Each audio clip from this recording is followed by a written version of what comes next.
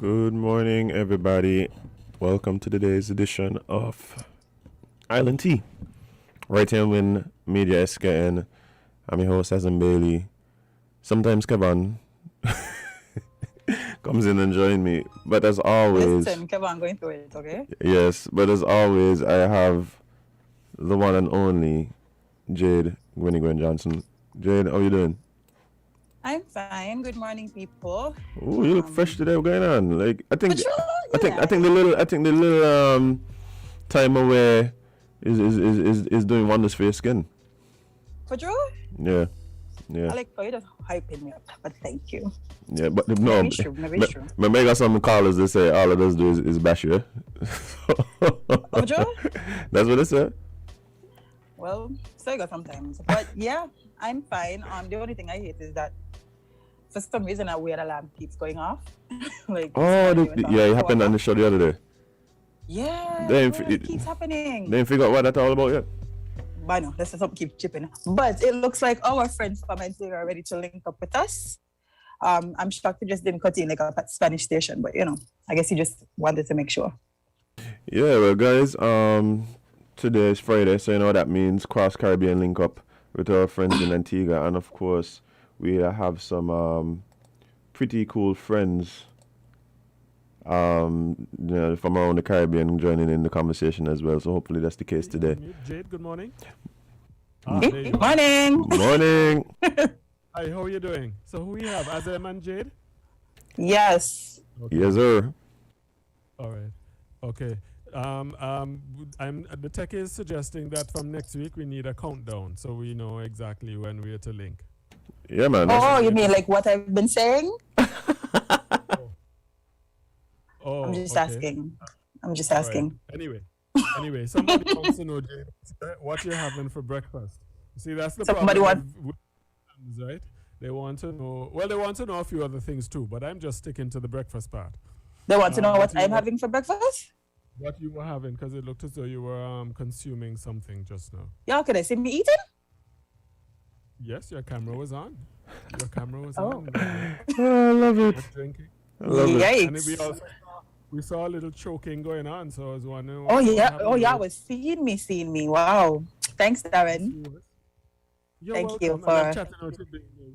I mean, I thought you would have not put that on camera, but I could only wish. But I was having some breakfast from the Marriott. We were trying to quickly before the show started because I know we were about to link up and all of these good things.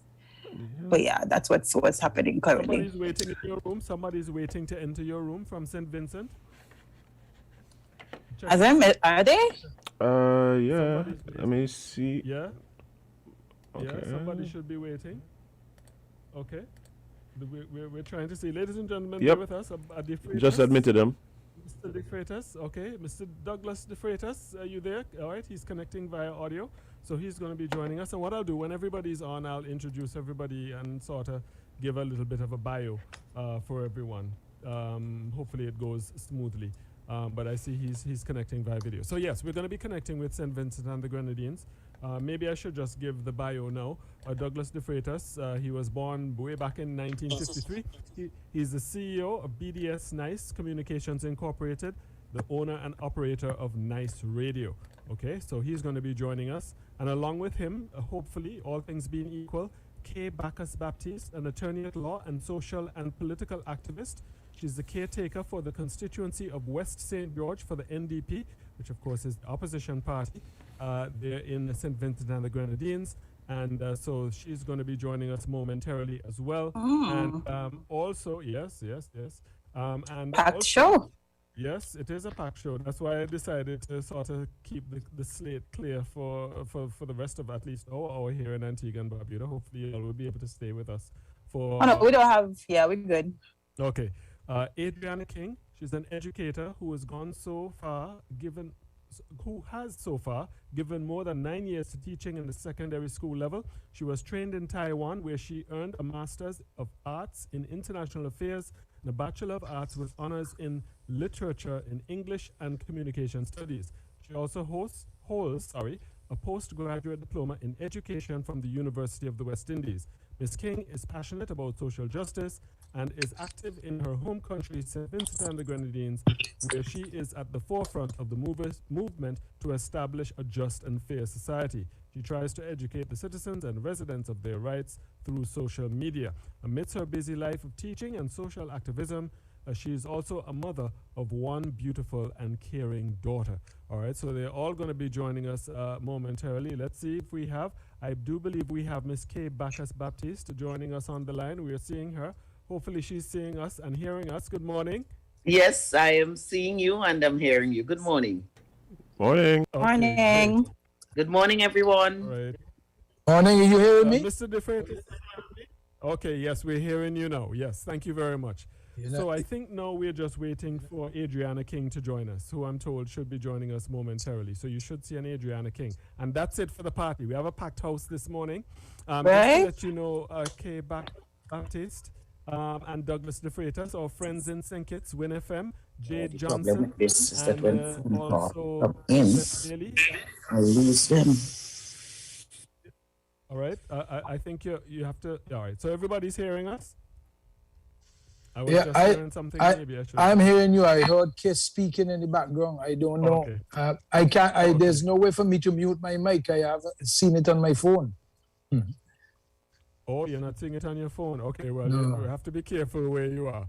All right, Okay. well, let's see. I am safe. First? I am Mr. safe. DeFreitas, I'll let you Okay, frame, now you're seeing me? I will let you frame. I'll let you frame the discussion. Yes, I'm seeing you now, sir. Yes. Okay. All right. We're trying to meld video with radio, which is sometimes doesn't go as smoothly. But I think we have it all together. We're just waiting on Miss King to join us. So, Mr. DeFreitas, just thank you so much for agreeing to be a part of our link up this Friday. Just tell us how are things in St. Vincent and the Grenadines this morning. You're a radio personality. Give us a sense of what's happening in SVG. Well, first of all, let me say a very pleasant good morning to all who is listening. My good friend Kay Bacchus there. And actually, Kay is my lawyer. So I have to say that before. Well, I did not tell you purposely because I didn't want to prejudice. I didn't want to prejudice anything at all. So when you ask me about her, I tell you she is important. That's what I told you. She is important. Okay. Yes, you did. You did. Yes. Okay. Well, first of all, let me introduce myself. That I am the owner and operator of Nice Radio in St. Vincent and the Grenadines for the last 24 years. Oh, okay. I didn't hear you. I didn't hear you. Okay. I did not hear. So I had to. Okay. Well, in St. Vincent and the Grenadines, the situation is not a very nice one. Not a very nice one. Because we have been ruled, not governed. We have been ruled by a tyrannical organization called the Unity Labour Party, and it's headed by Ralph E. Gonzalez. I do not call him honorable, and you will see I will never address him as honorable. That's because, one, Ralph was charged for rape and for other sexual offenses. That's if you don't have to worry about being sued. My lawyer is right there. See, these are facts. These are not anything about what we. So in terms of me referring to him as honorable, that will never happen. Because the law was placed to have a DPP to be a gatekeeper to avoid any form of prosecution. And that has been going on for years now. It's the only country in the Western Hemisphere that I know of, I stand to be corrected, that I know of, that they have a sitting prime minister who has these things hanging over his head and still is in charge of a country that's supposed to be democratic. The laws in St. Vincent and the Grenadines are set up and used, manipulated in a way to allow a dictatorial type of government. Let me state, I am the second cousin of Ralph Gonzalez. So I am not speaking because I can just speak. I'm speaking because I know the character, I know who he is, what he is, I have nothing personal against him. I have no hatred for him. I speak only on the matter of principle. I can state clear and unambiguously that when the party, the NDP, was in office, of which I support, I spoke out against whatever I saw went wrong. I challenged the Prime Minister then. I challenge whoever it is. And Kay can attest to those things that I'm saying. So when I'm speaking, I'm not speaking because all I want to see is a fair and level playing field in St. Vincent and the Grenadines, which has not happened since 2001. We are under siege for a long time now. And my commentaries, I am a person who did commentaries every morning. I've spoke clear. I have been victimized. I've been hung down in the courts of St. Vincent and the Grenadines, not for me personally, because I was never been sued, but they sued the radio station because of what other persons have said, and because the system, of which Kay can explain much better than I can because she's a lawyer, nothing goes right. And there's abuse of power. There's a emasculation of the civil service for the last 20 years. There's a destruction of the economy that used to generate in agriculture $250 million a year, in tourism $300 million a year. Since 2008, these are facts. Since 2008, the agricultural industry has been reduced to just around $36 million. We have lost $2.something billion in agricultural industry. The tourism industry that used to generate $300 million a year has been reduced since 2008 to $178 million. Between those two sectors of the economy, we have been reduced by $3 billion. And so what has been happening? The government, through the Prime Minister, Ralph Gonsalves, has been begging the world to support his ideological type of government, where he has a begging bowl. Even the Prime Minister of Jamaica in his early days told St. Vincent Prime Minister that don't come to Jamaica with your begging bowl. The Prime Minister of Trinidad and Tobago, it's all printed in the newspapers, said to the Prime Minister of St. Vincent, Trinidad is not an ATM machine. So what happened is that... That was a reference to not just SVG, in fairness. I think you...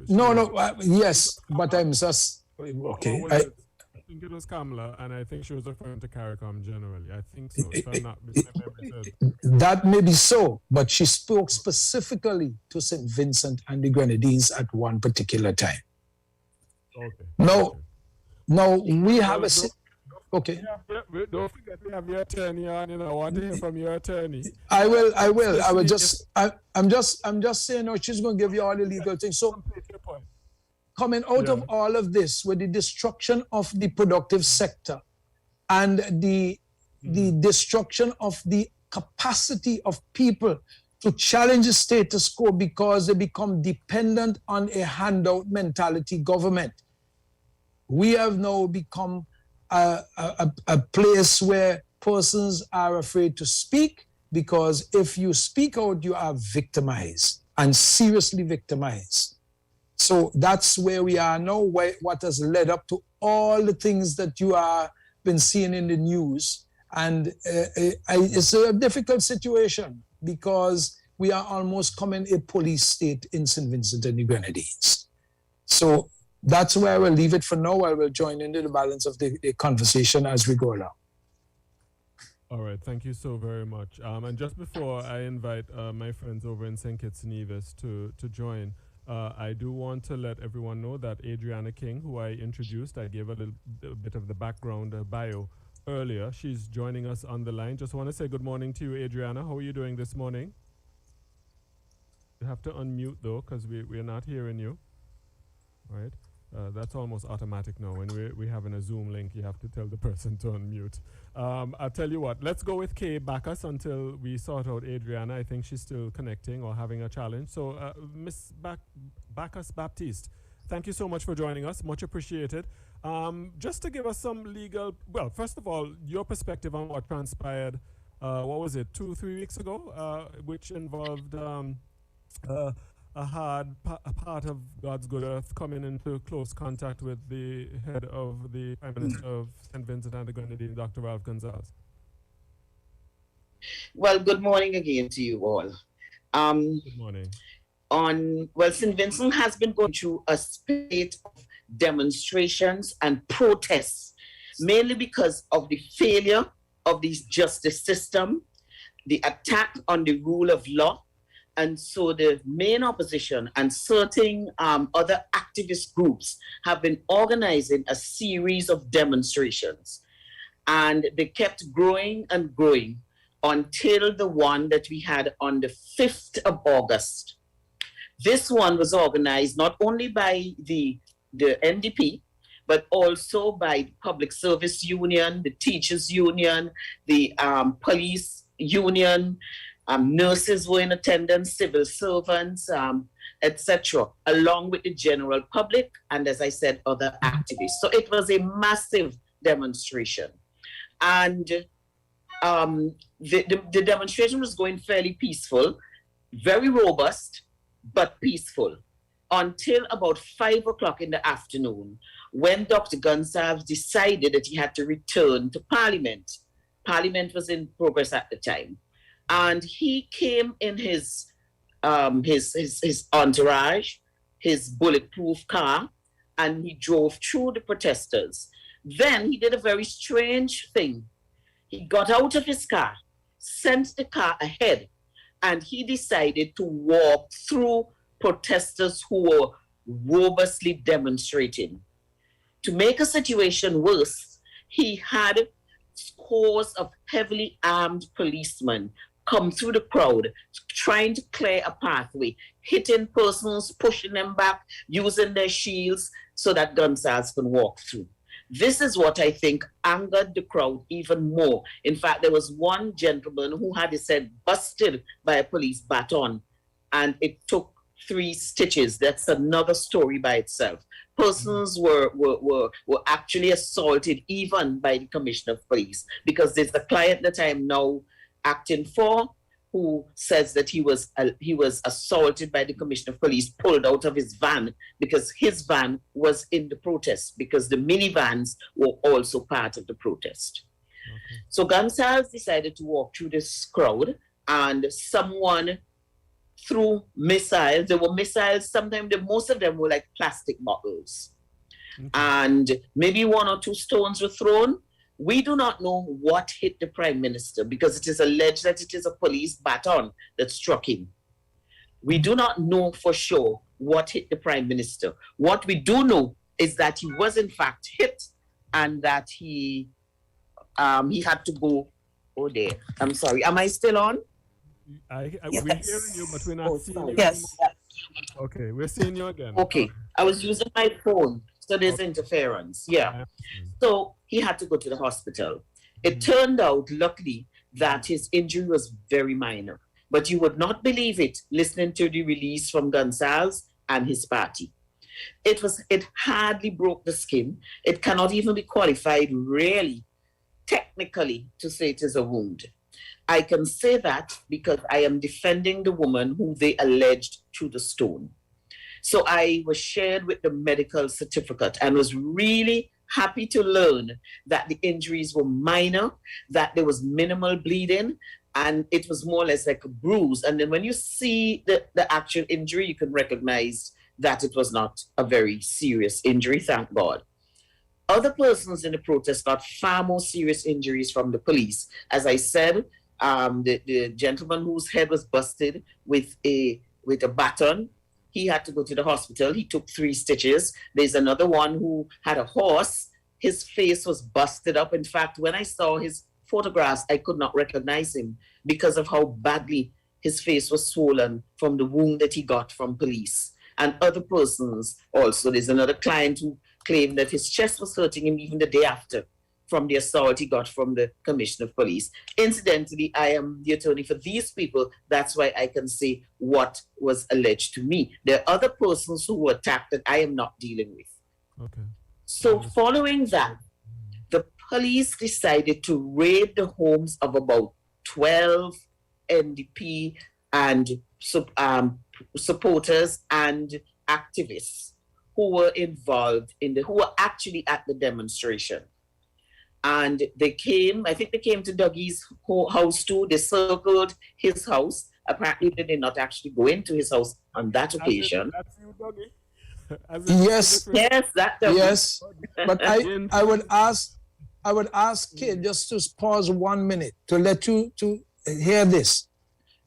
Some time ago, a policeman wrote me a letter when the rape issue came up and the police were in a meeting to deal with crime.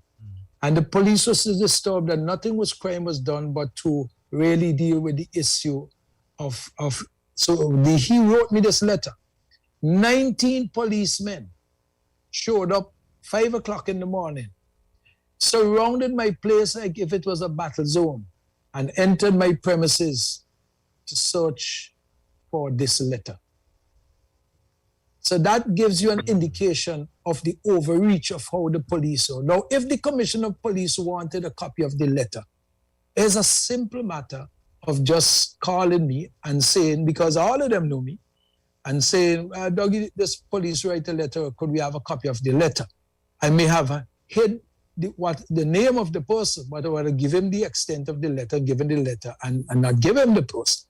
But they were in my place. That is how we are operating in St. Vincent. 19 policemen. I have my wife and my children. I had to get them out of the way, put them in the other part of the house so that they would not see the effect of this, because, I was not afraid. I would stand. I told them, you would have to kill me. You have to do that. Because one thing I'm doing, you can't use just what they did. They removed all the JPs, all the sensible JPs that were placed in St. Vincent and the Grenadines. And they put their cronies as JPs. And the sad thing, it was a neighbor of mine, just 5 houses from me, who they made a JP that signed my warrant. When a magistrate who was a vocal magistrate, who I think was a supporter of that particular party, when he saw it, the warrant, he said, who the hell did this? This had to be the most dotish thing that I've ever seen for a long time. That was Magistrate Munzi at the time. Just to stick a pin, what's a JP? What's a JP? Justice of the Peace. Okay, that's what I thought. I just wanted to be sure. Thank you. Yes. All right. So to continue, they raided the homes of about 12 or so different persons, 6 or 7 armed policemen, and they seized devices from them, computers, etc., and this search warrant was signed by a JP, a well-known police JP. I don't think any self-respecting judge or magistrate would have signed those search warrants, just like Dougie said. Anyway, they raided the homes, took the equipment, the devices, and they retained them. After the news broke, I sent most of them to the police next day, and they got back their devices. So it was just a matter of fear and intimidation. But one person's situation that stands out was the case of Lance, a businessman who supplied food for the protesters, not free of charge. It was not a donation. The food was purchased by the party so that the protesters could be fed. All he did was supplied food from his restaurant, Pillow, and his home was also raided, and his licensed firearm was seized. Now, mind you, this man was a supporter of the ULP. But our country is so backward that you dare not even supply food from your restaurant that is being paid for to protesters. So to this date, the police have seized his firearm and it has not been given back to him. So his business could be at risk, collecting monies daily. He has nothing to defend himself and his family. But fast forward to the case of Adriana and her cousin Kenson. That was the weekend before. Yes. Hello? She's still on. I saw her earlier, but I'm not seeing her now for some reason. I hope she's still on. Adriana. Okay. All right. Well, go ahead. So that was hear the her weekend voice. of the very weekend of the last protest. Then the police started advertising a very archaic bit of legislation called the Public Order Act, where they claim that they should be notified before there's a protest and that they have wide powers to restrict the protest, to say where it should be, what hours it should be, and so forth. Now, that piece of legislation, most of it is unconstitutional, and in any event, it does not apply to protest. It applies to public meetings where you're having a meeting to discuss issues, like when politicians hold political meetings or persons want to hold public meetings to discuss issues. It does not apply to a protest, which is a constitutional right of every Vincentian. Nevertheless, they circulated this, and the police appeared in the afternoon at Adriana's house, where she was alone at home with her 6-year-old daughter. About 6 or 7 of them turned up in armed to the hilt with guns, scared the child, arrested her, and so she had to take her child to a relative's home and took her in. Simultaneously, the police stopped Kenson King and arrested him, a group of them, SSU, and took him into the police station. The only reason given, they said that they were wanted for inciting. We don't know inciting what. Now, Adriana and Kenson are well-known political activists and social activists. They speak out on social issues in St. Vincent and the Grenadines. And they have Facebook Lives, weekly Facebook Lives, which many persons follow. So I think that the administration has discussed with them and was looking for a way to silence them. So they took them into the police station on the Friday evening and kept them until Sunday night, when I was able to influence the Commissioner of Police to give them bail. They were charged with minor offenses, which are ridiculous. There should be no problem with them winning their cases. One offense is that they did take part in a protest. That is an offense with which they were charged. They did take part in a protest, contrary, they say, to the Public Order Act, because they did not get permission, or not permission, the protest was not notified to the police. And the other offense is that they were concerned in organizing a protest. Now, 4 charges each were slapped upon them, and they're supposed to go back to court in November to hear their charges. So the thing about this is, when you compare, there is a case of a man called Cornelius John, whom I represent. He was a diehard, probably still is, ULP supporter from the days way back when, before even Rav Gonsalves joined this party. He followed Rav Gonsalves, supported him all the way through all his parties. In the last election, he was an avid supporter involved in the campaign for the ULP. It so happened that a young senator whom Gonsalves appointed recently, Ashel Morgan, and the deputy director of public prosecution, so they are both lawyers, went to his home in the evening and along with another man, accused him of threatening the senator, the same said senator, shot him in his foot and left him there to bleed. When was when was that? This was on the 13th of April this year. Oh, okay. Shot him in his foot and left him there to bleed. They went away. Now, because of the nature of the persons involved, nothing was known. Nothing was said for about 3 weeks until somewhere in the news. And this led to lots of demonstrations. Oh, Adriana? Yeah. Okay, I think that might be, we're getting some background noise from your... Yeah. Or maybe... Yes, it's bad. Yeah. She can mute a microphone. She has. Yeah. Sorry, Kay. Yes, so this was kept very quiet until newspaper reporters and social persons started calling for an investigation.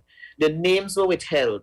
And then Dr. Gonzalez went on the radio and defended the senator, said that persons are calling for her to resign from parliament or do not appear in parliament. He spoke out for her and said she went in defense of women and that persons were being malicious, and also threatened to sue newspapers, as is his habit, for even, radio stations, for even speaking about the issue. Because of the relentless demonstration, and that is one of the demonstrations I referred to earlier, where persons were protesting, building up to what happened on the 5th. Because of that, the DPP was forced to charge the senator and the director of public prosecutions with minor offenses. They did not charge them with the serious offenses. They did not charge them with the joint enterprise offense for trespassing, etc., but for minor offenses. And I can tell you that they have also neglected to call the most important witnesses.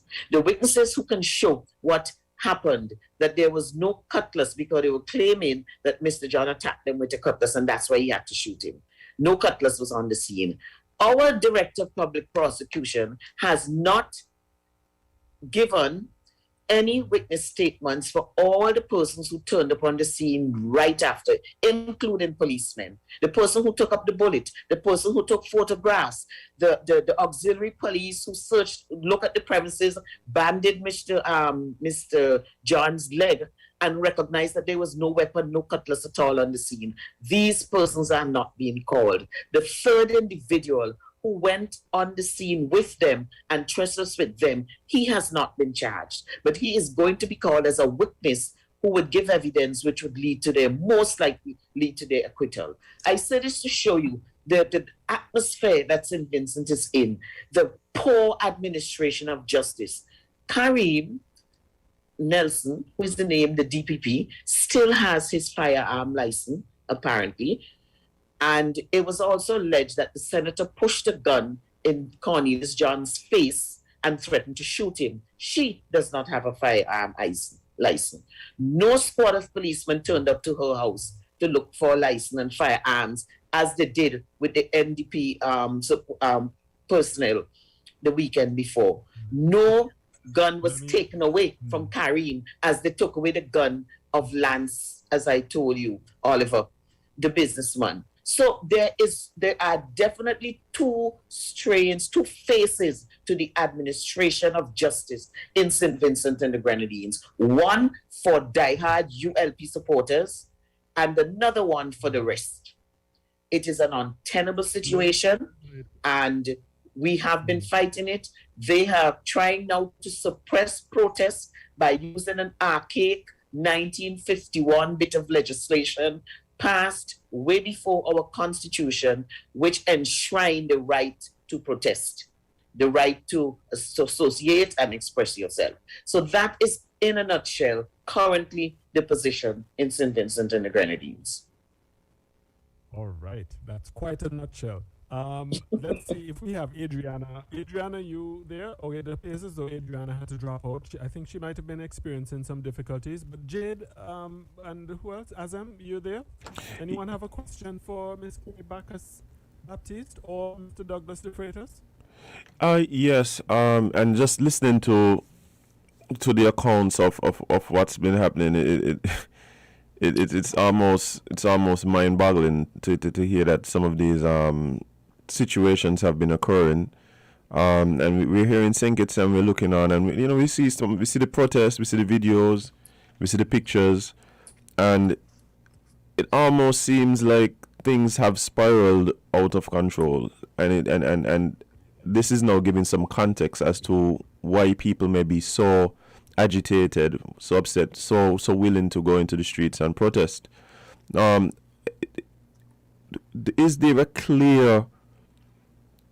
Is there a clear path out of the situation? In other words, the protests are part of a bigger of a bigger picture, and it seems as though the goal may be the removal of the now sitting prime minister. Is that the case? And if so, how do we get there? Okay, so we recently had elections just a few months ago in November, and the ULP were elected back to parliament with a minority government.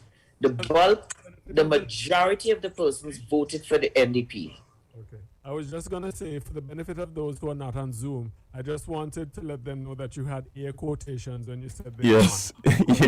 yes, quote unquote. Go ahead. Many discrepancies reported with our electoral system. That alone is another program. It is a very serious state of affairs where certain persons are appointed by the electoral office that are known to support the government, and the registration process is terribly flawed. They transfer persons at will who do not live in the particular community. They pad the voters list. They use illegal voting papers. That alone is another conversation. But they were elected back, in inverted commas. And so the majority of Vincentians clearly support the NDP. They got more seats. In fact, one seat they won by one solitary vote. One vote they won that seat by. And some of them by like 30, 60 votes or something like that. But despite that fact, the majority of persons voted for the opposition party, the NDP. So yes, I agree that most Vincentians want to see the back of them. And I can tell you as a fact that even some of their supporters are doing it out of fear because they would be threatened with a loss of job for themselves or their spouse or their family or friends.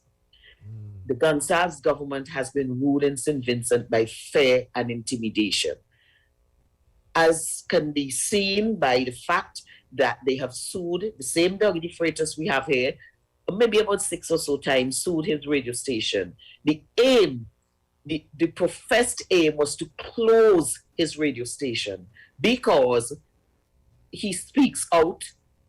He is a close relative of the Prime Minister. But because he speaks out about the ills in society and his radio station is used as an avenue where they could not, I should say, bribe him to be biased. Some of the other radio stations, they get all the government ads, they get all things to just speak in favor of the government. They could not do that with Nice Radio. So the aim was to sue Nice Radio to get rid of Nice Radio. And on 2 separate occasions, the station came on the verge of having to be closed down. They wanted them to go into bankruptcy. And I, among others, spearheaded a Save Nice Radio appeal because Gonsalves successfully got 2 judgments for defamation against him, where he never turned up in court.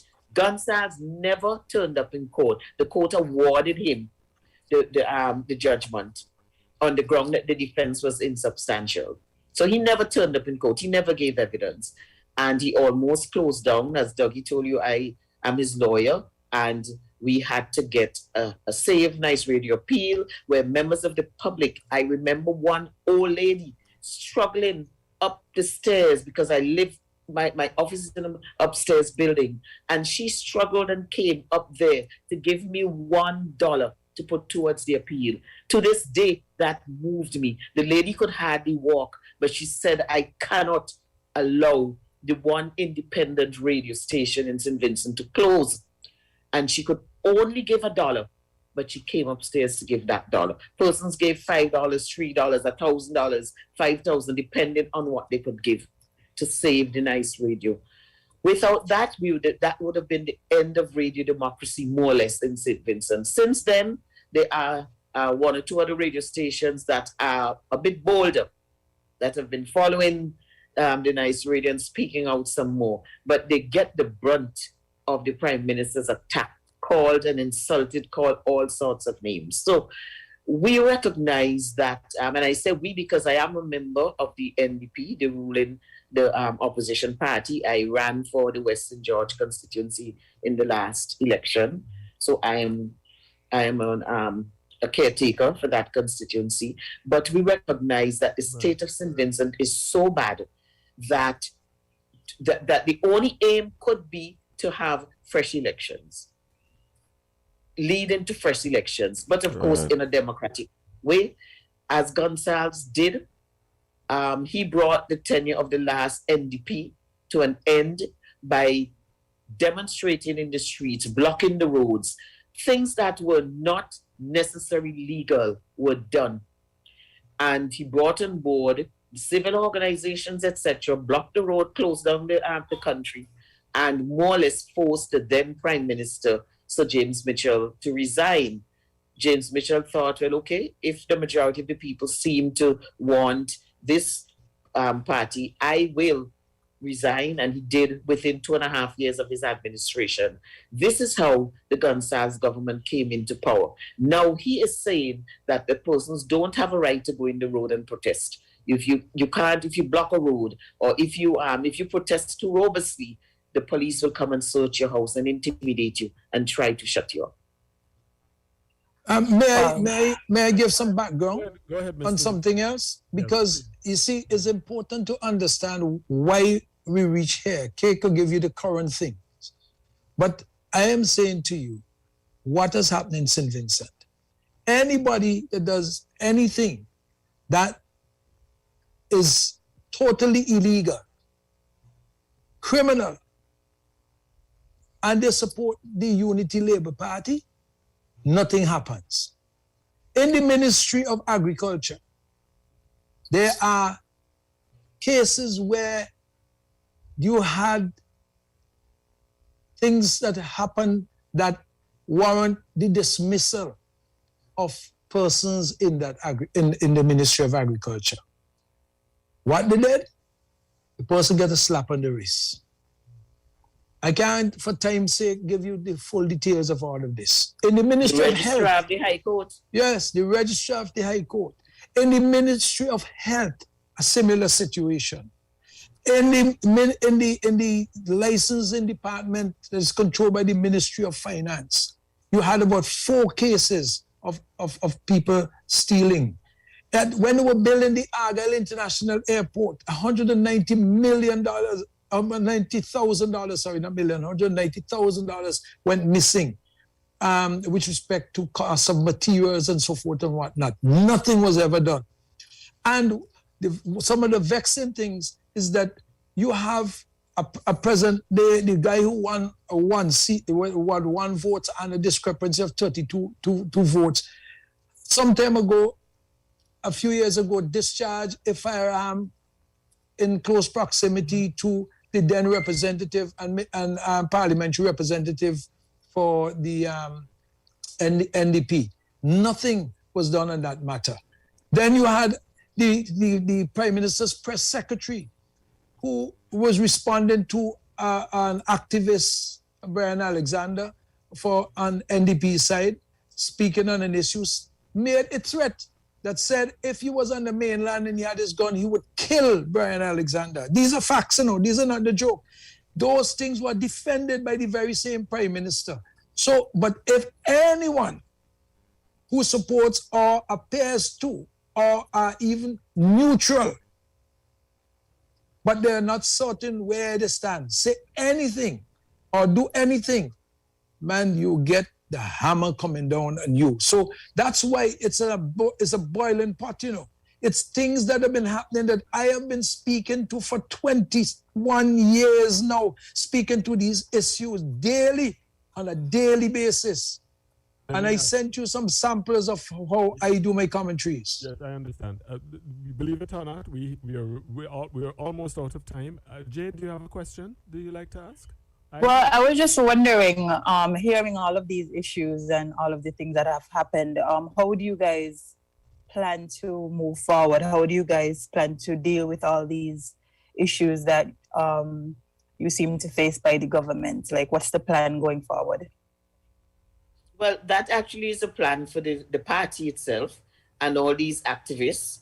I am not actually in the planning situation. I represent the party, as I said, And there are various groups that have been, in fact, today, there's going to be a demonstration in Toronto and Montreal by Vincentians in both of those cities who want to see the back of the government. Today, that demonstration would be held. There are demonstrations held in London, in New York, against this same government. And so we have been employing the use of protest. We cannot do it. We have to do it in a legal way. The only thing is that we are seeing now is that there is a real buildup of protest. I will mention that one of the issues that brought out many persons at the last demonstration was that the Gonzalez government are brought in amendment to the legislation to make vaccination mandatory. Mm-hmm. Now, the leader of our party has been vaccinated. He's not against vaccines, but we are absolutely against forcing persons to put that needle into their arm. They're trying to vaccinate children. They are forcing frontline workers so far, nurses, doctors, policemen, people at the airport. They say they are looking to force them to take the vaccine or they will lose their jobs. Even children now, there's an issue with it, and we are against that.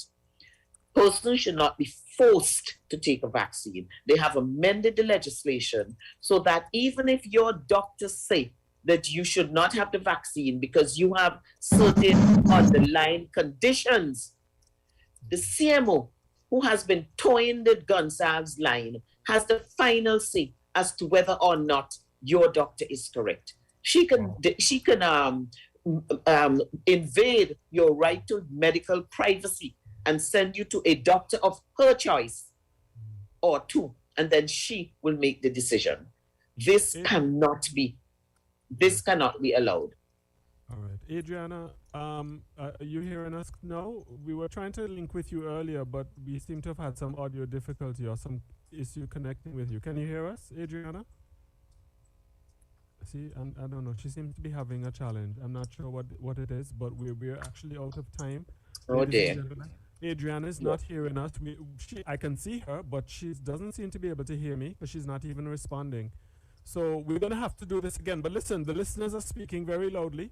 We're going to have to do this again. I'm not sure exactly when, but we're going to have to do this again. All right? Okay. So I want to thank you very much, K. Bacchus Baptiste, for joining us. Also, Donald De Freitas. And also, of course, our friends in Think It's, Jade and Azem. Douglas. So much. It's Douglas De Freitas, not Donald. What did I say? I am not Duckish. Oh, sorry. I'm so sorry. That's okay. That's okay. Forgive me for that. And please apologize to Adriana for me for, I don't know. I'm now seeing her. I'm seeing her, but she doesn't seem to be able to hear us. So I don't know what the challenge is. So I'm hearing you now, but stay to me. Okay. Clearly there's an issue. Yeah. Tell you what, we'll do this again because clearly there's a lot to discuss, and I want to hear about how things pan out over the next couple of days. So thank you all, but I have to take care of some business, pay some bills, so that our station doesn't get into trouble. I'm sure you can understand those economic imperatives. So we'll do this again very soon. Thank you all. Have a wonderful weekend. Thank you very much for having me. You're welcome. Okay. All right. Okay. So, ladies and gentlemen, it's been a fantastic All right, guys, that was this week's edition of Caribbean Link Up, Cross Caribbean Link Up. Jade, things kind of intense on the borderline. Listen, I thought we was going through it, boy, but Vince seems to be struggling, boy. You know, I'm listening to them speak, and the funny thing is, a lot of the persons listening seem to have had the similar thoughts to me. It's like when we have these governments that do these long terms, they tends to be this pushback from opposition, from the general public, feeling as though there's some deep levels of corruption that's happening. So I'm thinking. Say that again, sorry? Maybe I said so. I'm thinking that maybe instead of I don't know how we could we could put this into legislation, but maybe we should stop having parties or a person in power for an extended period of time. Like maybe we should make that a rule across the board. Well, term limits is a thing, but well, clearly ain't nothing in St. Vincent. Yeah. I mean, what I'm saying, yeah, it's a thing. So it's not something that is outside of the realm of possibility, and it has been discussed at length, and in some cases promised but yet to be delivered. Then that's why the legislate. So when you promise these things and you don't deliver, that means that there isn't a legislation mandating these things then. Or people just don't care about the legislation. They just do what they feel like. No. What I'm saying is you'd have governments that would promise to put it into legislation. Oh, but don't deliver. Right, okay. Right. And the thing about it too is, even in that case, I don't know how much of that really takes away I mean, look at it. We had a situation in Russia. We've had situations in Haiti where and different countries all around the world where term limits come and the person steps down and the person who is now put in place is an obvious figurehead, right? Mm-hmm. So there's and then now when you have situations where people are alleging that elections that took place weren't free and fair, then that's a whole other kettle of fish to have to deal with. Boy, oh boy. Yeah. But at least we know all around the Caribbean we are having the same issues. If we're not united on anything else, we're united on this. We all have the same issues, it seems like. Yeah. Boy, what's the thing? Anywho, I almost called you Kevon. By the way, guys, yes, Kevon is still not feeling his best. That's why he's been absent this week. So he will be back hopefully once he feels better next week. Yeah, for sure. Yeah, but since he isn't here, you have the job of singing for us in his absence. Well, there's no way I can there's no way I can deliver this rendition in the same way that the Duke does. But I would definitely in his stead try something, because right now it's tea time. Yeah, we're gonna accept it. Yeah. Okay. Nice. You tried your best. Nice. Tried your best. So what do we have for the people listening and watching today? Well, I mean, I know. Yeah. I always ask these questions like I don't know. Yeah. And guys, the first thing on the list this morning is an article that the headline states: steep rise in COVID-19 cases, health officials shut down company. Wait, before we go to that one, we need to get. I didn't send it. Let me send it now. We need to give them an update on the COVID situation report. Well, I was gonna actually use this as a jump off to talk about that, because. Okay, do you think, friend? Do you think? Yeah, because what's happening, I think a lot of us have been seeing the thing. Well, you mentioned it already, so we kind of have to go down the road there. So. Yeah. Boy. So yeah, this situation report for the last couple of days has been concerning. But I have been very quiet in regards to how I feel about people's response.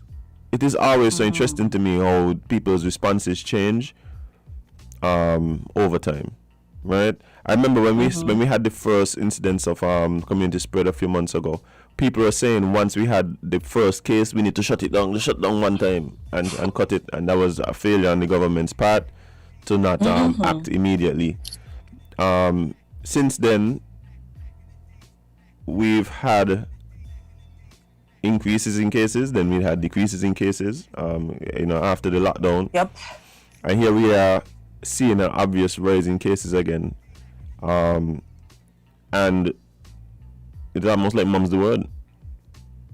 Listen. And it's like we just get accustomed to it, so it's like, okay.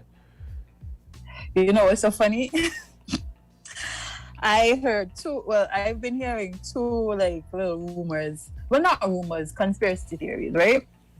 And both contradict each other, and they're both funny. One was, oh, you see, CPL come in, so they ain't gonna give us the correct cases. Then it was, oh, the vaccine here, so the case is rising. Which one is it? Because they are confusing me. Like, what do we believe here? Like, do we believe that they're willfully putting out a rise in cases because, you know, they want you to get vaccinated? Or do we believe that, well, it can't be that they're holding back cases because of CPL, because we see that the situation reports reflects otherwise. Like, cases have been rising steadily this week, which was expected from I see that the first, what was the first one? Was it 21? 20 it was in something, the 20s. Yeah. From I see that, I know this week is going to be terrible. Yeah, somebody was actually making a prediction saying that it might have been 45 last night and then a 50 today. What? But yeah, this thing like a big game right now. People like wagering. Yeah. Watch it. This is like why? No, this is like a big gambling game right now, eh? Like a lottery. Like everybody put their money in a pot and everybody put their money on a number for how much new case is going to be for the day. Person who come closest to the number take the pot. That's a good game, you know. That's what I'm telling you. What we're gonna do. we could try a thing, but yeah, I just want. What do you mean? How I know they're conspiracies and you know both of them can't be real. Like, that's not. like what are you that's saying? That's not how it works. They can't both be true. Like, they can't both be true because they directly oppose each other. Literally, they directly oppose each other. So like that's how I know. That's how I know, sir. So one could be correct, or none could be correct. Both can't, because clearly can't say that they're going to withhold the numbers because the CPL. Yet we've seen. No. You can't say that. You can't say that there's an incentive to withhold the numbers, and then there's still an incentive to inflate the numbers.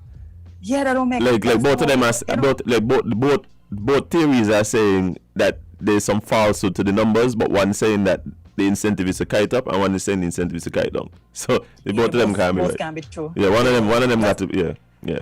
That is exactly how I know these conspiracies are not. Yeah. But anywho, you were saying well, let's talk about the situation report since we didn't discuss it. And as I'm sure most of our listeners may have seen, over the last 24 hours, we've had reported 31 new cases. That brings the total number of cases to 773, and that means that, based on the fact that we've had 596 recovered cases, and unfortunately we've had 3 deaths, we now have an active case count of 174 cases. I think what's important to note is, as one of our lovely commenters is saying,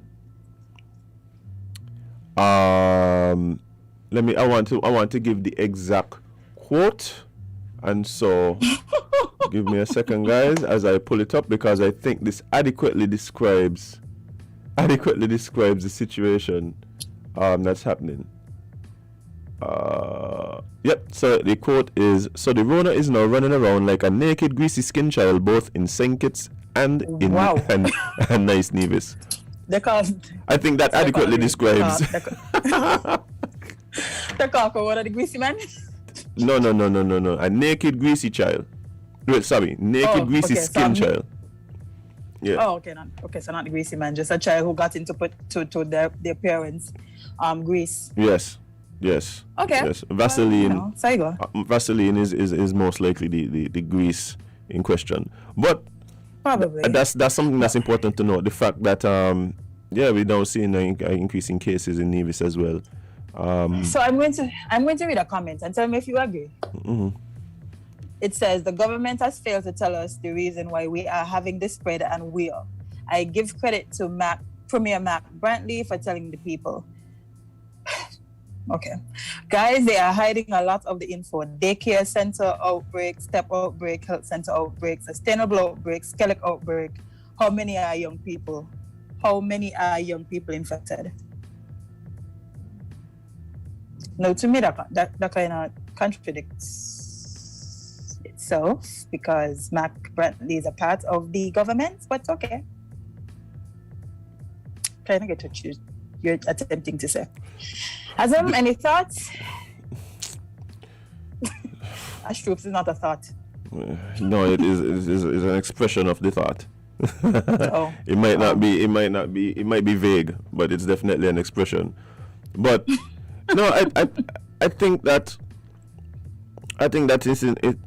Okay, so one of the issues that we've been having is the feeling that information has not been forthcoming. Like that's nothing new. Like we kind of been saying that from the start.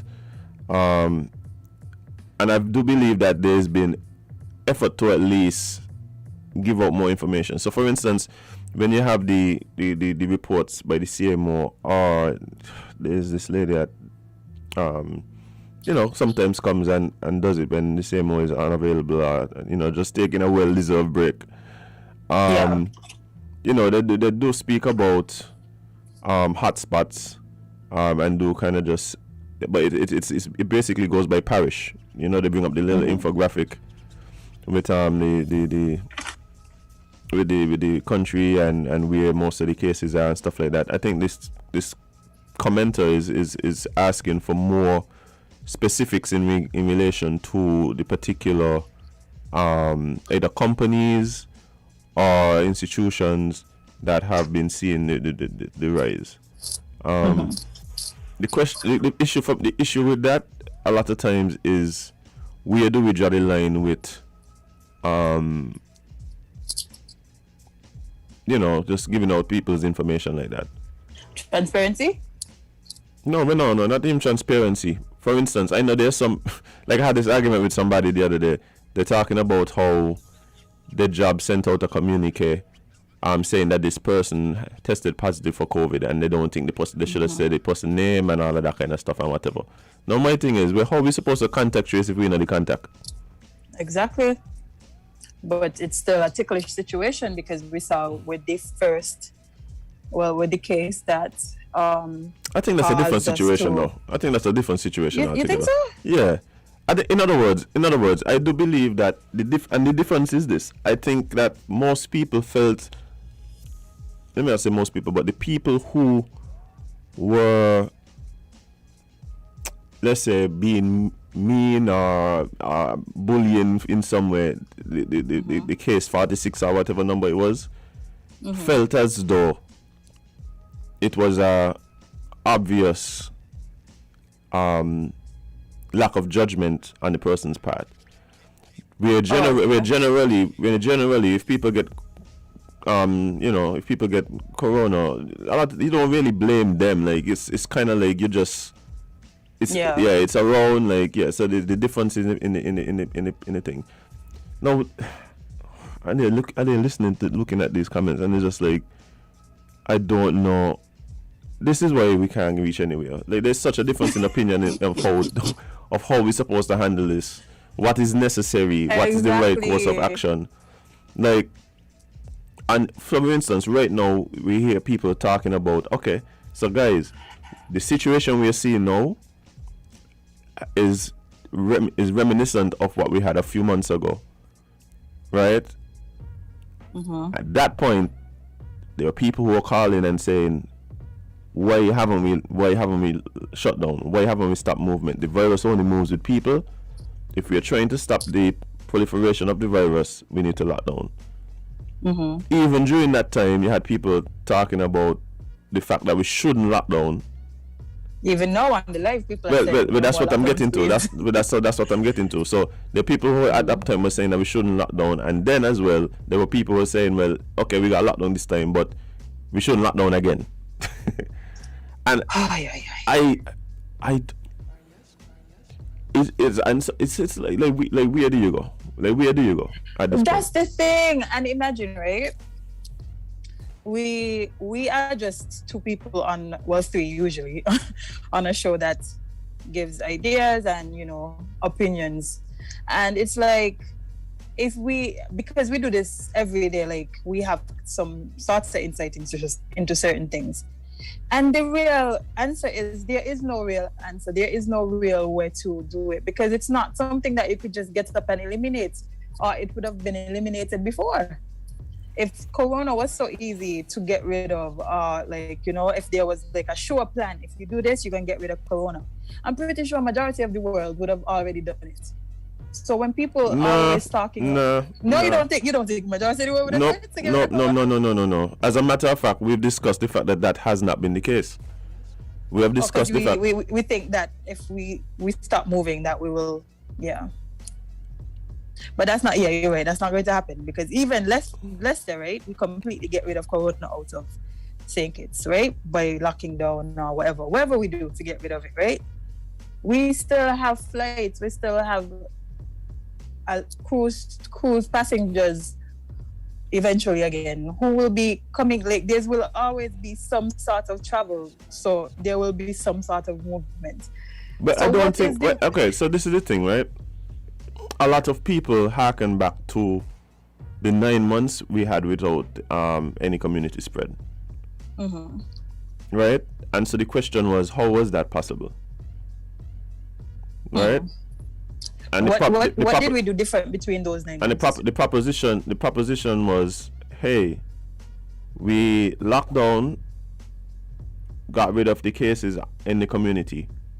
Mm-hmm. And then because of the programs that we put in place in terms of having incoming travelers be a part of a quarantine bubble, basically, we were able to isolate incoming cases to that bubble and not enter the community. And we were able to enjoy some sense of freedom and whatever. But we even saw flaws in the bubble because remember there were times when people just decided, man, I want to go beach. Let me just. Yes. So those could have been instances where we had some sort of outbreak. It just so happened that those people weren't sick, but it could have been. Yeah, but the reality of the situation was that we ended up having 9 months with no community spread, right? Which at the time, for most countries around the world, was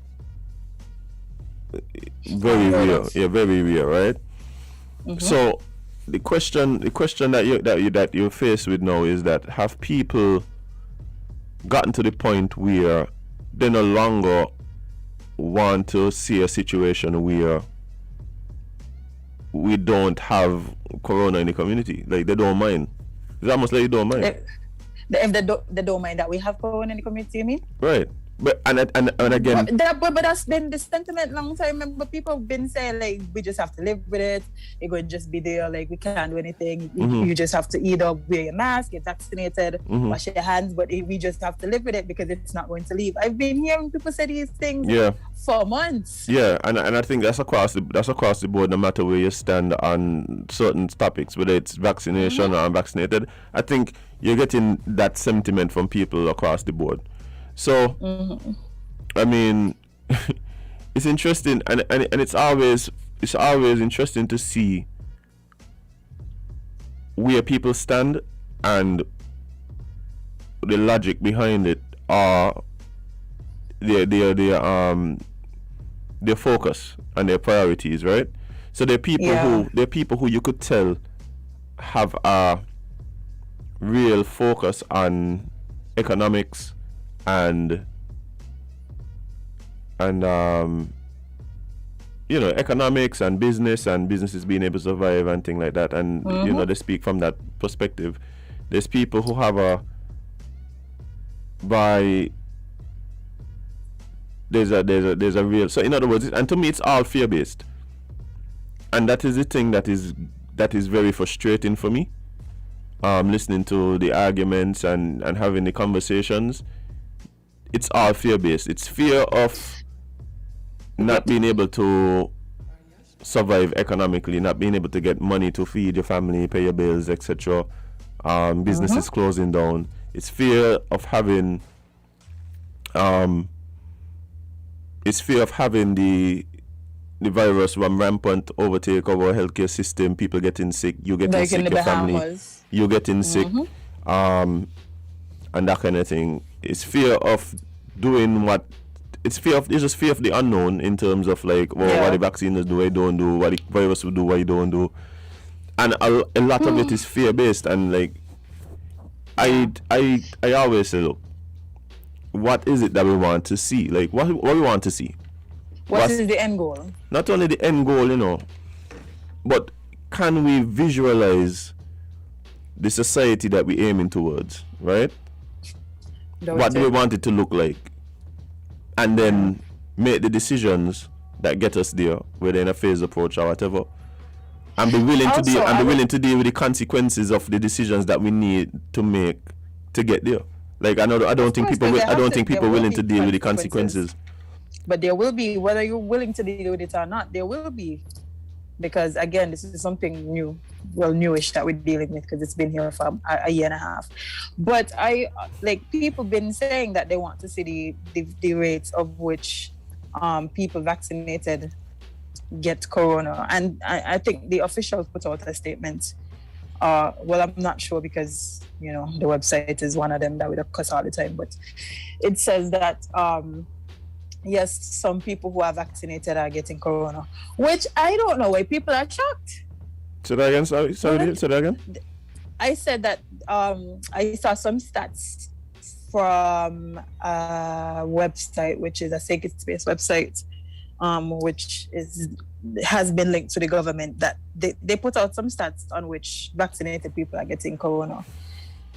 For me, it's like, when did they say that if you're vaccinated, you can't catch corona? Because I feel like people keep using this as an argument or some type of no, but gauge. You see, you're like, yes, I understand that people keep making that argument, but the problem I have is that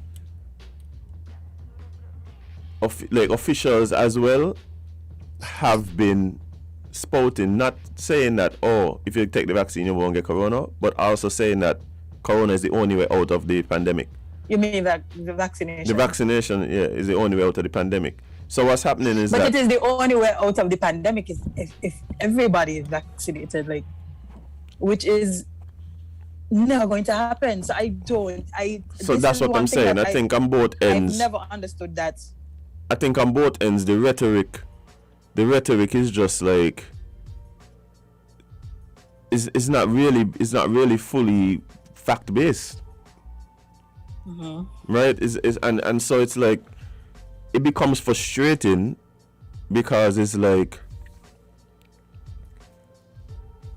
how do we even come to the table to have this real discussions where we can't even decide on the facts and what words mean? Yeah.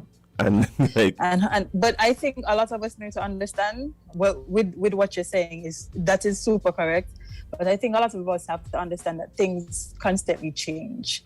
Just like this virus is constantly evolving, like we're up to Delta Plus.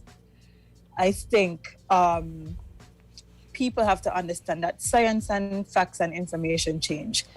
Not saying that it is right for the officials to push out this rhetoric that if you're vaccinated that you can't get corona, which I feel like a lot of people went wrong with in the beginning, because at the time, maybe that was the information that they were given. However, I don't know. Maybe that was said, but from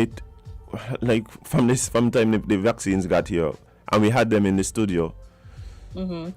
Initially, the conversation was that it reduces your chances of contracting, and if you do contract, it reduces the chance of serious illness and death. Like that seemed to have always been the. Well, that's what I remember too, but it comes like. So I don't know. It seems like people remember something different. And then not only that, saying that the same. And then not only that, to Jade, like part of the issue is that because of the time that this has been with us, the virus is continually mutating. That's what viruses do. Mm-hmm. Like I was looking at the breakdown of the differences between the Delta variant and the original virus. But it's almost a whole new virus. Exactly, and it's so funny, right? It was a whole new virus. With that, it seems like some of the, not AstraZeneca. AstraZeneca seems like it might win in the end because we're seeing other vaccine creators saying that, you know, there might be booster shots coming. But with AstraZeneca, they're saying a booster shot might not be necessary. So I ain't even thinking about the booster shot story. Like, I ain't even thinking about that. But listen, yeah, I mean, that's being discussed. It's being discussed. No, it's being discussed. Like, it is being discussed. As a matter of fact, it was discussed at the COVID-19 briefing they had earlier this week. But we have a caller, Jade. Let's see what this caller has to say. Caller, good morning, 11 Island T. What's up? Yes, morning to you folks. Morning. Yes, I'm listening to your conversation, right? And what you're saying, you know, based on what some people are saying as to, you know, why should I take a vaccine when it's not going to stop me from getting the virus? Okay, we know about mumps and measles and chicken pox and all those stuff. These are diseases that came up before our time. Mm-hmm. But when we look back at the history on these diseases, we were told that when they came up, people were dying from them, right? And they brought a vaccine to fight against, to use against these diseases. And now the vaccine are not stopping people from getting these diseases still. But we're not hearing about people dying like how, you know, the history would have told us that people were dying from these diseases. So, to me, the argument is kind of null and void when you're hearing people saying, oh, why should I take a vaccine if you're not going to stop me from getting the coronavirus? Okay, I don't know if you heard it, or you are, the two of you there on the program, heard it or know of it. But I don't know of any medication, whether the normal medication or vaccine, that stop or prevent anybody from becoming sick. I know that people usually use medication when they're sick to help them get over that illness. Or in this case, they use the vaccine before, that if you get it, it might or should help you from becoming, you know, very ill, or, you know, maybe in the sad case of you dying. So when I hear people say these things, you know, I wonder, you know, what are really the argument are they making or trying to make? What are real thing? You know, because they should know there's no medication that has been made or proven to prevent anybody from becoming ill. And the anesthesia medicine that they use when one is supposed to be getting an operation, to me that's kill more people than any vaccine or any other medication. But when we are told that we need to get an operation and we have to get that, nobody object to it. We take it not knowing when we don't get it if we're gonna wake up again. So your position is that since there's some medical treatment that people don't seem to question, that they shouldn't question any?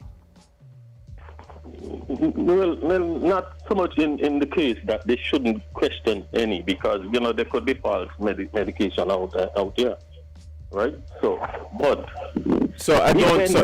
That being said, what I'm saying is, that being said, it then becomes difficult for you to decide which ones people should question or don't question. I guess what I'm trying to say is that people have their concerns, right? Whether or not we agree with the concerns of people, it is important, based on the fact that this is something that is at least from the medical perspective necessary for us to get out of this situation.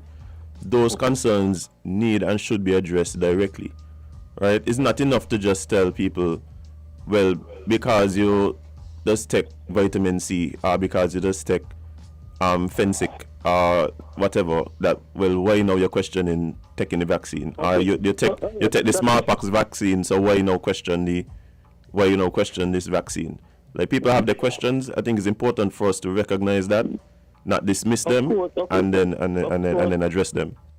Of course, we should. People would have concerns about every and anything in life. Yes. Okay. You get we would be, you know, I'm sure you would have on your program and other program, you know, you would have heard information or education about the vaccine and different stuff, right? But then when you hear most of us talk, most of the person talk, they're not talking based on the information that they would have heard, or even the information that is, because information out there where they can go and get it themselves. You're not hearing them speak from that point of view. We're hearing, oh, well, John said this, and I hope there's no John out there thinking that I'm implementing them in anything. Let me say, Mr. Tree. Mr. Tree said, oh, the vaccine are good. Mr. Tree said the vaccine is a trial. Mr. Tree said that vaccine that takes 10 years to develop, and they only do it in a few months. So this is the thing. Okay, maybe vaccine in the past might have taken 10 years to develop. Yes. Isn't there anything now that is being done in a short time that would have, in the past, would have taken a longer time to do? And now it's taking a shorter time? We get chicken and all these food stuff here that comes in from overseas. When we go on farmers market and them stuff, and you know, on the internet and these things, you see in this shorter time that they're taking to get these food, to get food and in the market and on people's table, the same food that would have probably taken maybe a year we had to wait on it for a year or months. It now could be developed in weeks, or some of them probably in days. You know, so when yes, you probably should be concerned because we are here. It's 10 years this, but come on. We claim that we are living in modern world with modern technology, and we sometimes when we want to make a case against somebody for something else, we say, well, you have modern technology, how come still you take so long? You know, but I'll just continue to listen to the program and listen to other things, that points that you might be bringing up, you know, and just go along with it. Yeah, I appreciate it, man. You know, what is interesting for me is this is an exercise.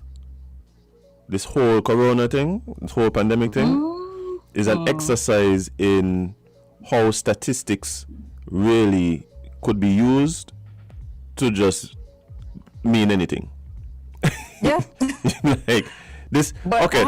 I'll answer this quickly because it's very frustrating when, based on a person's position, they then take information and fact and truth really, but put it into a context that supports their particular position. Because like even on the live, I'm looking and you know people saying things like countries all over the world have had vaccine rollouts and now their infection numbers are up, which is true. But you see, the problem is that when you say that, one, I think it ignores a bunch of realities, right? And also it blurs the line between causation and correlation, right? Because when you say that, it's almost like as if somebody could suggest or take from that because of the vaccines, infection rates are up, which isn't. But is that correlation or is that causation? Because at the same time, we recognize that there are more factors involved in stuff like that. And I just use that as an example. People are just taking one little thing, then putting it over here. Even the example that the caller used just now, I mean, I would have never used that example because one of the issues I have with the speed at which food is being produced, especially livestock, is that I don't feel it's as good for us as humans as the natural ones. Yep. Like I don't know if I really want to be constantly eating chicken that was an egg 4 weeks ago. 2 seconds. Like, with a whole big juicy thigh. No, the thigh bigger than my head. Like, but when it comes, well, I would just there's only one thing because my battery is dying, so I have to get my charger. But there's only one thing I wanted to put in. He mentioned the time that the vaccines were created. And a lot of people use this as a reason why they have mistrust, which is fair because, vaccines usually take time to create. But this vaccine seemed to be done in this way because they had research prior to corona, because this disease is like cousin or brother to the SARS, to other SARS viruses. So they would have had research from other viruses which have the same or similar properties to the one that we are now experiencing. I think when people said that, they have to remember that it's not just like no, but Jade, I don't even think that is the big issue. I don't think that's the big issue anymore. Like, because there's people that recognize that, right? There's people that recognize. Not enough. No, what I'm saying is the two things. One, basically they throw a lot of money at it, and two, that is also and just like you said, they had prior research, right, that they were able to then money repurpose. Makes things move. Right, money makes things move. You cannot speed up time. Yes, what I'm saying. Cannot. Right. So, for instance, well, how we know we can't speed up time? Okay. Time is just a construct. Okay, cool. But what I'm saying is, for instance, the people. For instance, the people who I'm talking to and they're telling me and they're bringing up time as an issue. They're not bringing up time as an issue in terms of development. They're bringing up time as it relates to the effect on the human body. So you understand? So they don't know how we're gonna affect you in 2 years. And that's the argument that they're making. We're going to die in 2 years, so. Right. So. Well, they said we're going to die, and they said we're going to be infertile. And then they also said our kids that we get will be infertile. So I don't know. Hey, the pandemic baby is different, eh? The pandemic baby is different. I ain't care what nobody says. Yeah, but the pandemic babies, they're probably going to save the world. Yeah. The superpowers are coming just now. It's like they came here and they realized, oh God, y'all just. We need to fix this.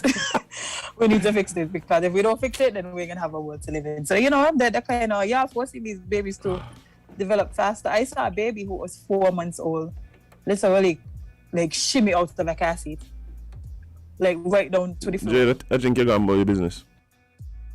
I am. Oh, you're back now. Oh, you heard the last thing I said about the baby that just shimmied. There was a 4-month-old baby that shimmied out of her car seat. Like literally there was another baby hanging on to her. When we do pull-ups, the baby was just hanging on to her. Like, these are some different kids, okay? These kids are not here for the nonsense. But Azem, I think we should take a quick break. Hold on, I think we had a caller. Oh, okay. Good morning. Dr. Mojo, and nice to hear. Hey, what's up, bro? Morning, Jade. Morning. Hey, morning. So, I'm glad to see the internet's back. Yesterday was crazy for me. Yeah. In the studio. We guys missed the epic show. I performed live in the studio. Oh, for real? Oh, wow. Yeah. I had an impromptu, serenading of my guests and singing and trumpeting and everything. Well, we missed a good one. What's going on with things, man? Missed a good one. Anyway, I'm listening to you guys. I want to know what your views are on this, man. I think there should be a demarcation between somebody who is infected and somebody who is a carrier. Because when you say you're infected with something, it means that it's affecting you in a way that something adverse is happening to you. So when they say, in terms of the reporting, because when you start talking about, okay, there are X amount of cases, but how many of them are infected? How many of them are just carriers? Meaning, so you have the virus, you have the vaccine, and you can get COVID. You can get the virus in you as a carrier, which doesn't necessarily mean that you're sick with it. It means that your body is actually doing what it's supposed to do, which is fighting it off. So I'm just wondering, like, do you think that there should be a difference? Because I think part of the panic also just comes from the sheer numbers that are coming out. But if you kind of break it down a little bit more and get a little bit more granular, you can start to see, okay, maybe it's not really that bad. No, do you think they should add more? So you're suggesting that there's a difference between people who can then spread it and people who just have the virus in them? Yes, when somebody's infected, so if you get a cut can be benign, but when it gets infected, it means that there's something bad that can happen to you as a result of that infection. So when people have been tested positive for this virus, for me, I'm like, okay, at some point we have to get to the point where what really should be making the news is the ones that are really bad. You know, the ones that are really, that's it, because we're not taking statistics on every cold, every cough, every flu, we're not doing that anymore because it would just be crazy, So I think that all of this panic that we're having is as a result of, okay, the numbers are up there, but how bad is it really? So where do we draw the, so do you think, so let me ask it this way then. Do you think we should stop reporting active cases and report, for instance, hospitalizations? No, I think that we should get a little bit more granular on the nature of the cases that we have. I don't think we have that information. I don't think we are seeing and saying that, listen, of the number of the cases that we currently have, this amount have been, asymptomatic. That's useful information. That's useful information that we don't currently have access to. All we just know is that, okay, we have X amount of people who tested positive. It's scary. It is scary. And if it is that X amount of people are positive and they're showing these symptoms, then that's useful information. That's what I'm just asking for. Give us a little bit more information so that we know really just how is it really affecting us here in St. Kitts. How is it affecting us? We don't have access to that information. And I think there's always, the numbers will never lie. And you start to see trends in maybe the persons who have this type of diet are able to fight off this virus a little bit more, or the persons who are from Kevon seem to have more of a resistance, or the person. You understand where I'm coming from? Like, are we really looking for the real story behind what's going on here? We have smart people, man. We have smart people. We have people who definitely understand science, people who understand data science, people who understand statistics. I think we can just find more truth, more stories in the numbers. And I just don't want to hear, okay, we have X amount of people positive. It's just not useful for me as a person. And I think all of this conspiracy, and when you don't provide people with that information, you leave them to inject their own truths. And that's how you get fake news, and that's why you get all the conspiracy theory here and there, because there's a void, there's a dearth in actual, tangible, useful information. Yeah. So that's my take, and I hope somebody's listening, and I hope somebody decides, okay, he's making some kind of sense, because we got smart people, man. I got you, bro. Yeah. Man. Thank you.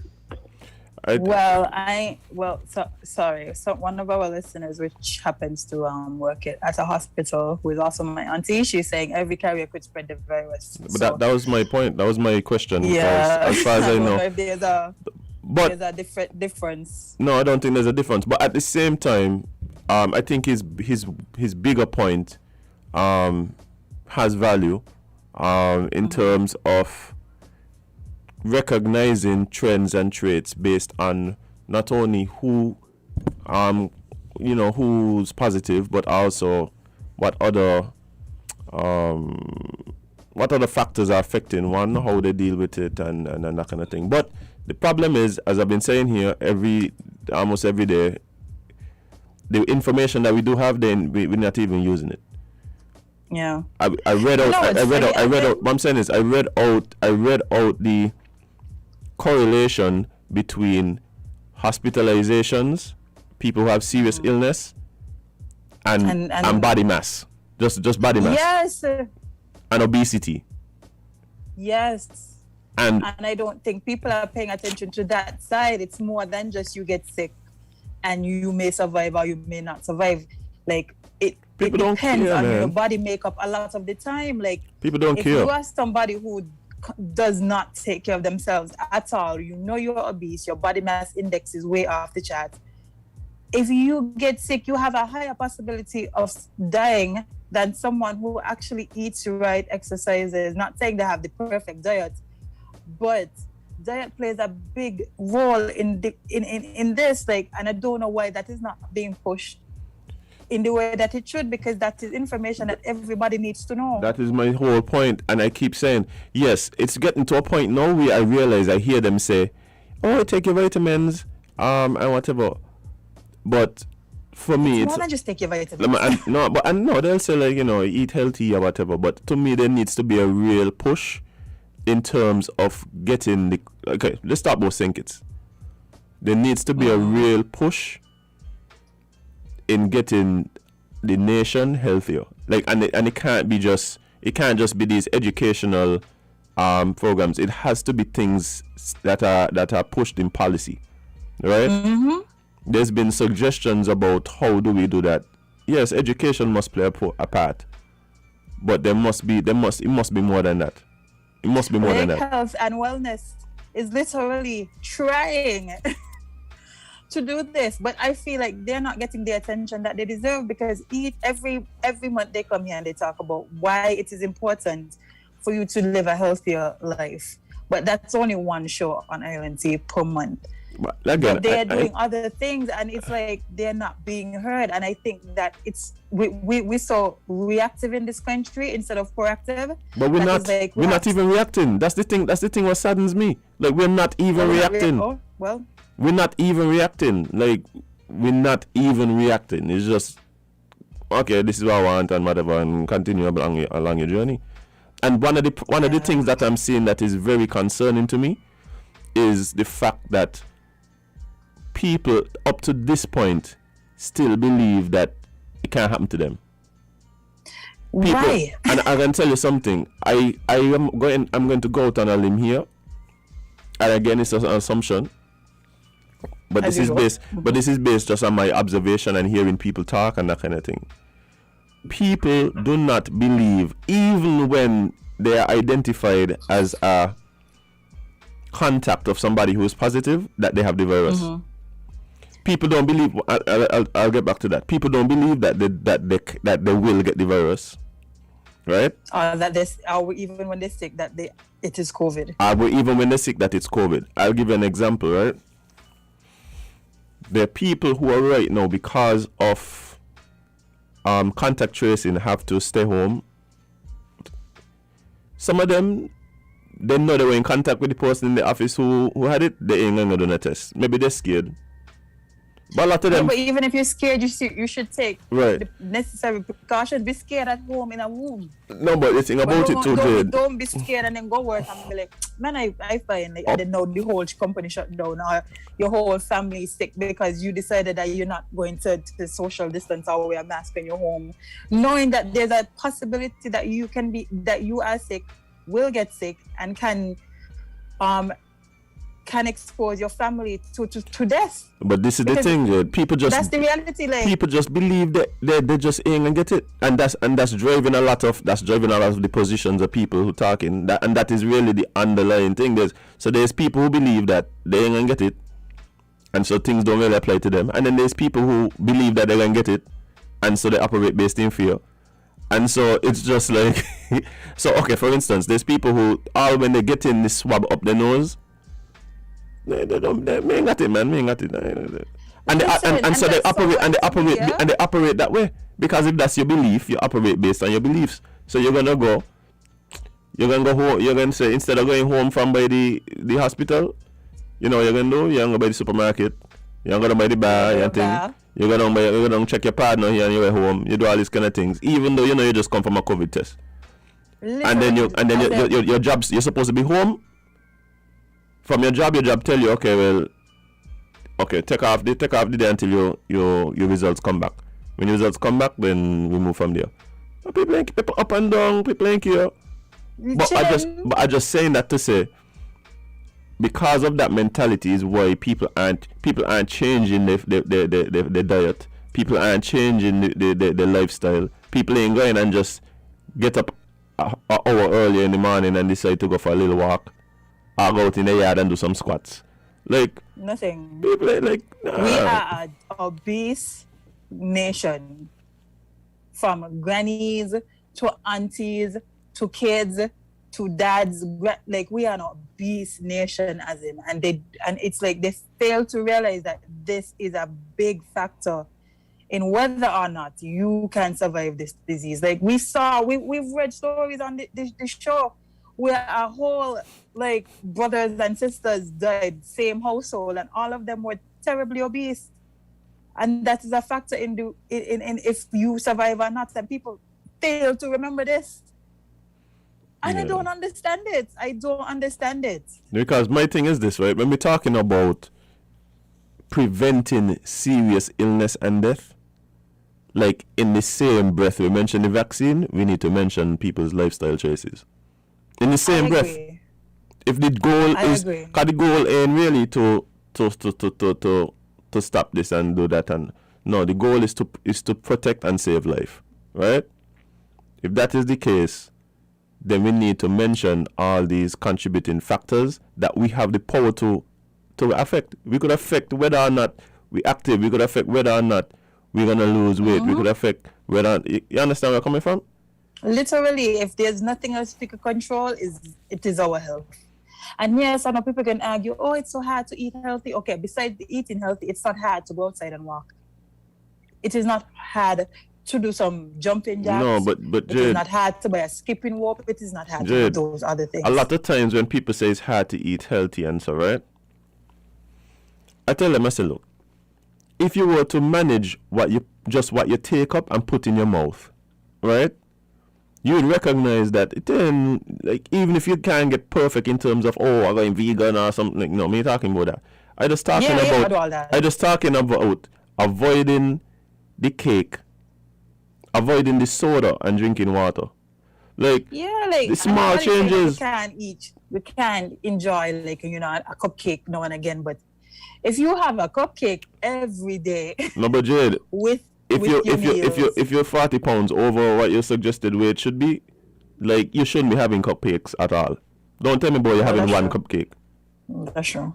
No, just stop. Train your body, discipline. Like, we just and all these things, I just feel like people just ain't willing to do what they need to do. Like, the whole thing just feel like people ain't willing to do what they need to do all across the board. That's not. It only seems to be urgent or dire when it affects them personally, and even then, it's still a struggle. So I don't know, Azem. I don't know. I tired of talking about COVID. Yeah, I don't know. I know we spend at least we didn't spend the entire show talking about COVID. We talked about corruption and government things. So, anything else before we have 10 more minutes? Anything else you want to talk about before we wrap up? Anything else on the agenda? There's a lot on the agenda, but I know. We didn't even actually read the article that I spoke about. Do anything. But at the same time, I'm really too vexed because we don't talk about. We don't need to. We don't need to read the article. Everybody knows what's happening when it comes to certain businesses being shut. We're in a small country. Everybody gets the gossip. So let me see what else we have to. Well, let me see if I can find anyone cheat. There's a lot of things happening. We still haven't spoken about the Taliban. The Taliban living their best life. Oh, that vibe scatters. Listen. Yeah, go ahead. Wait, which one you want to do? We could do vibe scatter because it's kind of closer to home, but let's talk about the Taliban really quickly. Is it me or the Taliban PR seems to be working overtime? I've been telling y'all for weeks now that the Taliban so on top of, like, social media and PR that, like, I've been telling you. You seen it now. You seen it now. This is a stark difference to what they used to tell us and what the reports that we used to get coming out of their country. Like, it is still terrible over there, right? Like, things are still happening that probably aren't the best, but the PR. No, I don't even think it's that. Like, I don't even think it's that. I think it's a matter that there's two ways you could look at this, and both could actually be true.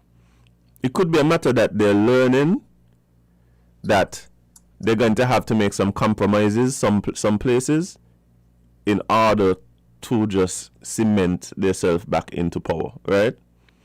So they need to make some concessions and things here and bam, bam, bam, bam, bam, bam, bam, and do not play into the stereotypes are based in truth too. So let's say the stereotypes of what the Taliban is, they could just be biding the time. They could just be biding the time because let's look at it, and everybody thought the Americans gone, the Taliban gonna start slaughtering everybody. That really hasn't been the case. They've been coming out and saying, yeah, that's what I'm saying. You could only say what's been happening. Yeah, because they did say they're going to give them some time to get themselves together and leave. But you have to also bear in mind that there's been tons of talks between Taliban leaders and the occupiers, right? And the occupiers. So it's like the whole thing is very interesting to see. I'm waiting to see how we're going to play out in a couple of weeks. I think they said they gave them to the end of the month, although they are begging for more time.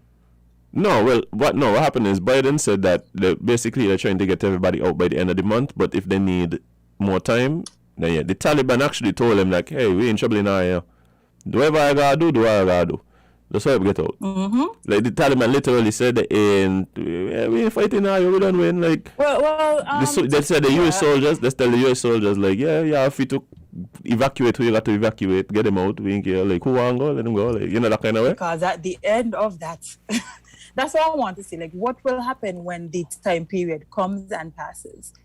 I'm hoping it's not as terrible as everybody predicts it will be. It probably will be, but it's still left to see. Yeah, we only could wait and see. Okay, for instance, even for the last, I want to say it might have been 2-3 years ago, in Taliban occupied territory, because there were some places that the Taliban had for years now, right? Women were allowed to go to school and that kind of thing, and go to and educate themselves and whatever. But you see, it was very much dependent on the particular warlord in that in that area, right?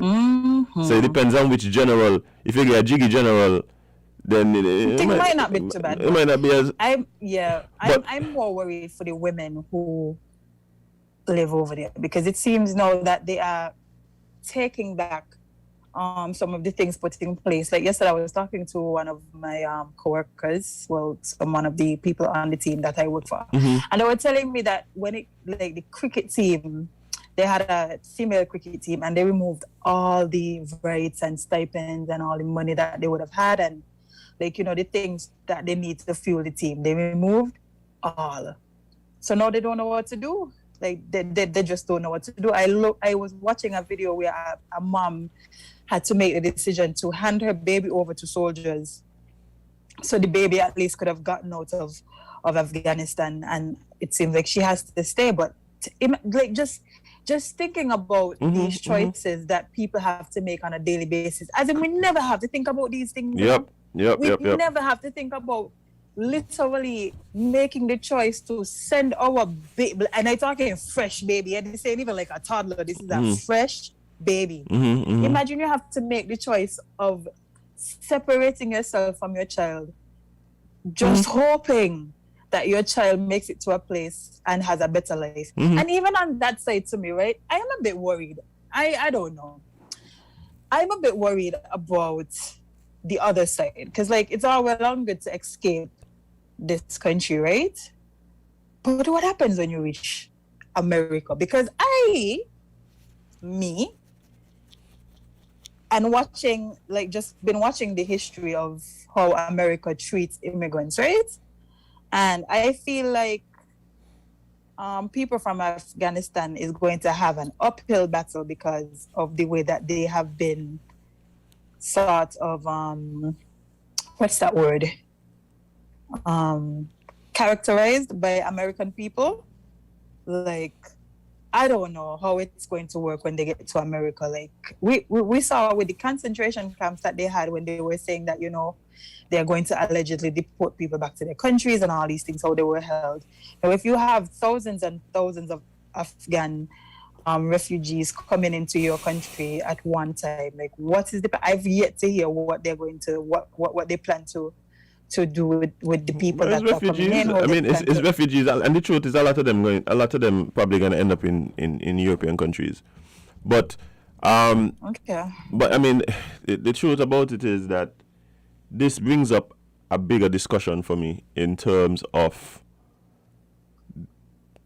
America as being probably the biggest military power, but on a bigger stage, like the rest of the world, and how do we deal with regimes that are deemed oppressive and stuff like that, like, and because for instance, I know I've heard you suggest like by why are we going to other people's country and them kind of things.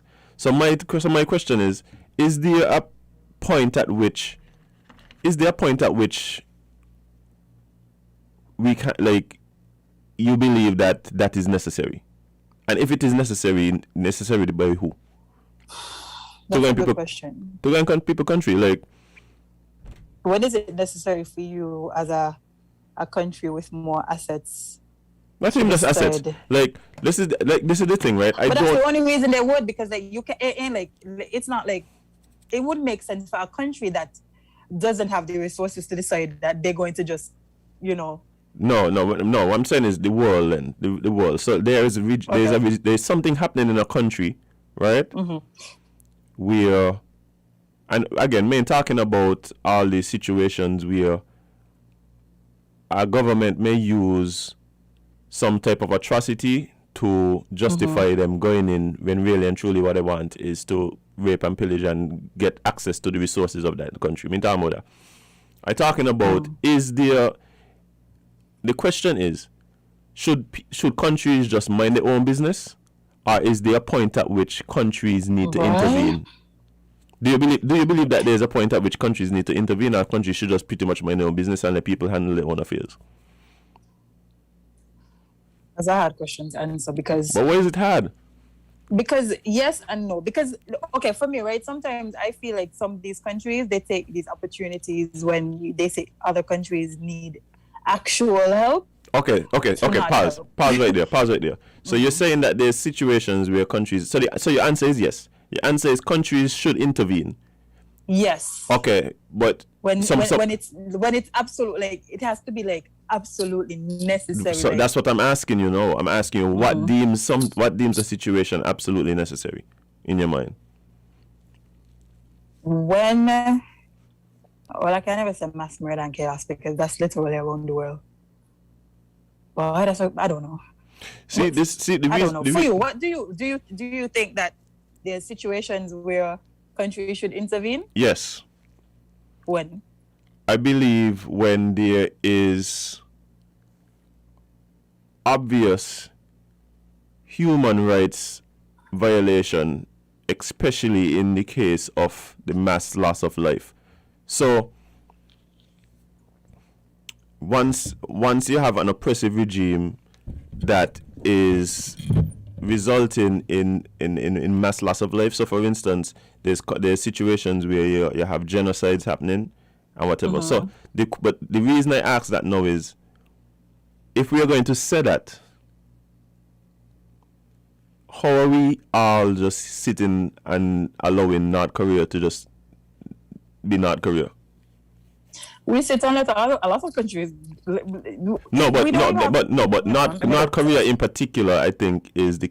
See, you can't say no. You know, you can't say no, because if you say no, then you believe that we should probably just let Germany... No, I was saying... No, not you. To say what I was about. Oh. No, not you. I mean, people, like, in general, the argument can't really be no, because then when Germany was already a while in... Oh yeah, they went. I believe the world had a moral imperative to act, right? So you think they're kind of afraid of North Korea? I think we might have to. I just realized the time. I don't know. We have I hear Sandra coming up next. I hear the thing going. Push. No, she didn't push yet.